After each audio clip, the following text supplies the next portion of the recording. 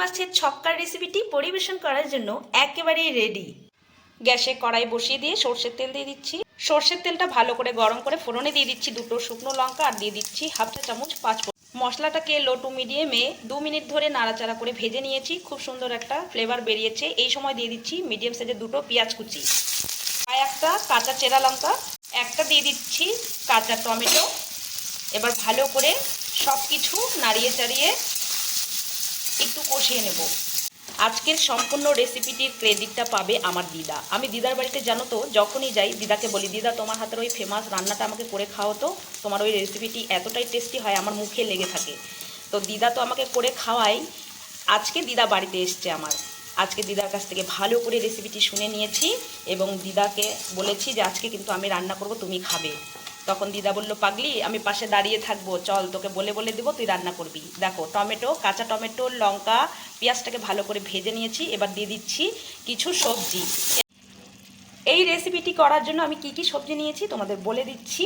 আমি এখানে নিয়েছি কাঁচা মিষ্টি কুমড়ো, আর নিয়েছি দুটো পটল, আর নিয়েছি দুটো আলু। ডুমো ডুমো করে কেটে নিয়েছি। সবগুলোর খোসা কিন্তু আমি ফেলে বাদ দিয়ে দিইনি, একটু একটু করে রেখে দিয়েছি। আর এখানে এখন আমি সবজিটা দিয়ে তারপরে দিয়ে দিলাম পরিমাণ মতো নুন আর একটু দিয়ে দিলাম হলুদ। এবার ভালো করে সবজিটাকে ভেজে নেব পেঁয়াজ, কাঁচা লঙ্কা আর কাঁচা টমেটোটার সঙ্গে। কাঁচা টমেটোটা এই জন্য দিয়েছি, তাহলে এই রেসিপির ফ্লেভারটা দারুণ সুন্দর হয় আর একটু খেতে যা ভীষণ ভালো লাগে না। সব কিছুর সঙ্গে একটু কষিয়ে নিয়ে দিয়ে দিচ্ছি আদা, রসুন, কাঁচা লঙ্কার পেস্ট, সামান্য একটু দিলাম। এবার মশলাটাকে দিয়ে খুব ভালো করে কষিয়ে নিতে হবে। মশলার সঙ্গে ভালো করে সবজিগুলোকে একটু ভাজা ভাজা করে নিয়েছি। এবার দিয়ে দিচ্ছি ধুয়ে রাখা চিংড়ি মাছগুলোকে। চিংড়ি মাছগুলো দিয়ে আরও ভালো করে সব কিছুর সঙ্গে কষিয়ে নেব। সবজি আর মশলা কষিয়ে নিয়ে তারপরেই কিন্তু এই কাঁচা চিংড়ি মাছটা দিয়ে দিবে। তেলের মধ্যে চিংড়ি মাছ ভেজে দিলে কিন্তু চিংড়ি মাছের যে একটা সুন্দর ফ্লেভার গন্ধ সেটা কিন্তু বেরিয়ে যায়। আর এইভাবে করে রান্নাটা করলে কিন্তু চিংড়ি মাছের গন্ধটাও সুন্দর থাকে আর খেতে ভীষণ টেস্টি হয়। এবার খুব ভালো করে কিন্তু আরেকটু কষিয়ে নিতে হবে। মাছগুলোকে দিয়ে খুব ভালো করে মশলার সঙ্গে সবজি কষিয়ে নিয়েছি। এবার দিয়ে দেব জল। জলটাকে দিয়ে সব কিছুর সঙ্গে একবার নেড়ে চেড়ে মিশিয়ে নিচ্ছি। মিশিয়ে নিয়ে কেটে রাখা কুমড়োর ডগাগুলোকে দিয়ে দেব। এই রেসিপিটির মধ্যে তোমরা যে কোনো শাক বা ডগা পাতা ব্যবহার করতে পারো। একটা ঢাকনা দিয়ে ঢেকে ভালো করে রান্না করে নিতে হবে। 3 মিনিটের মতো ঢাকনা দিয়ে রান্না করে নিয়েছি। এবার ঢাকনাটাকে খুলে নিলাম। এবার ঢাকনা ছাড়াই কিন্তু রান্নাটা করে নিতে হবে।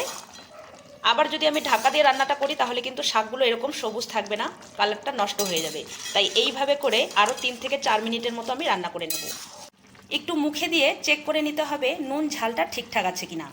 ঝালের পরিবর্তে দেওয়া যেতে পারে কাঁচা লঙ্কা চেরা।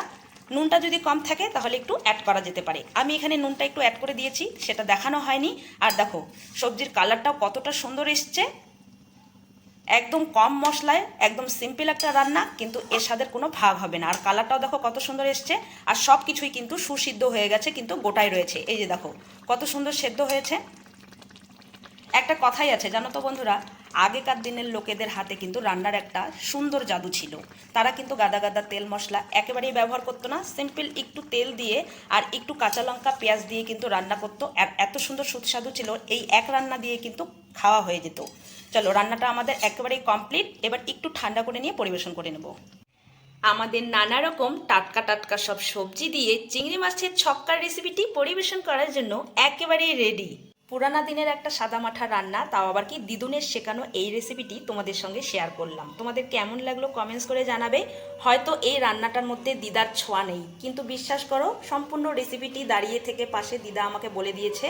তবে তোমাদের কিন্তু অবশ্যই এই রান্নাটা পছন্দ হবে।